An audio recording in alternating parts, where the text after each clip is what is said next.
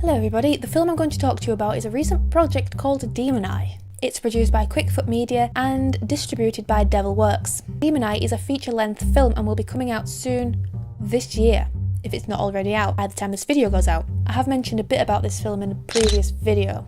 I won't give too much away about the storyline in this video, but if you want to know more, then a brief synopsis is available on IMDb along with the trailer. There is honestly loads I could say about making this film, and I will be doing so in later videos. I play a character called Sally, and the Burning Girl. If you want to know more, a detailed breakdown of the cast is available on IMDb.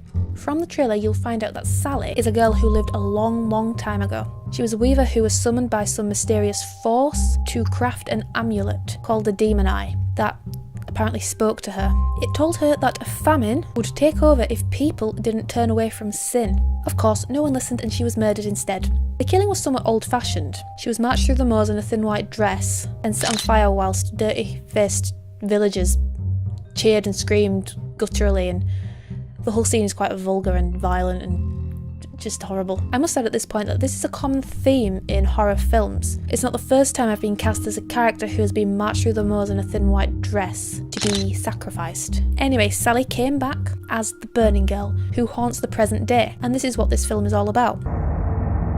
Onto the makeup. The makeup for this film was intense. There was layer upon layer of so many different materials. Latex, prosthetics, face paint, gelatin stuff. The makeup artist was amazing, and I got to know her quite well, I have to say. I was in that makeup chair for a long time. The makeup on half my body was quite nauseating at times. It was typical horror film stuff. On camera and with the lighting, these features of the Burning Girl were amplified, such that on camera it looked like she was still in the process of burning inside this ember-like crusty exterior. She was almost glowing inside. The mixture of different makeup and colours gave that effect, combined with the lighting and the camera. I will talk more about horror movie makeup and special effects in another video. On to stunts now. I did all my own stunts in this film. I won't go into all of them right now because there are so many things to talk about. I think that warrants a whole other video. But for one of the special effects, I was hung from a wooden frame by what seemed like very strong rope, or washing line type rope. And I was dragged along an inch above the ground by way of a DIY pulley system. So it looked like the character I was playing didn't need gravity to move, she just hovered in a very creepy way. The Burning Girl does not need gravity. It was a painful scene to film, to say the least, but the visual outcome is really creepy, and I would do it all over again. Other stunts involved me being wheeled about on a board. Yeah, I'd be placed on a board with these wheels and there would be some strong string, and the producer would be just pulling me along. You can see the results of some of these stunts in the trailer. In one scene, it was refreshing when I got to crawl the stairs without any special boards or pulley systems or rope. They had originally slid me down the stairs on a board that they were going to reverse, so it looked like my character was floating up and they were going to remove the board in special effects, but I guess they decided to keep me crawling instead, which I'm quite pleased about. I got to work with a dog. They were so cute and totally stole the scene.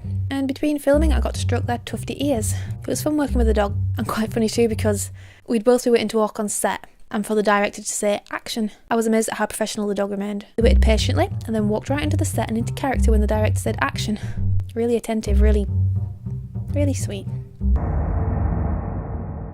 Now we have the settings. The establishing shots are breathtaking. There's the moors, the moonlit expanse of water, the house where all the creepy things happen. The house itself is actually 3 separate locations. The outside you see in the establishing shot is filmed somewhere near Huddersfield. I'm led to believe it's Saddleworth Moor. The inside of the house is in a different location entirely, in this most beautiful house in Manchester. It had so many stairs and corners, and every corner you turned led into another room and another set of stairs. And it didn't seem that big on the outside. It was really quite magnificent. I can understand why they picked it for filming. The attic and basement scenes are actually filmed in Northlight Film Studios in Huddersfield.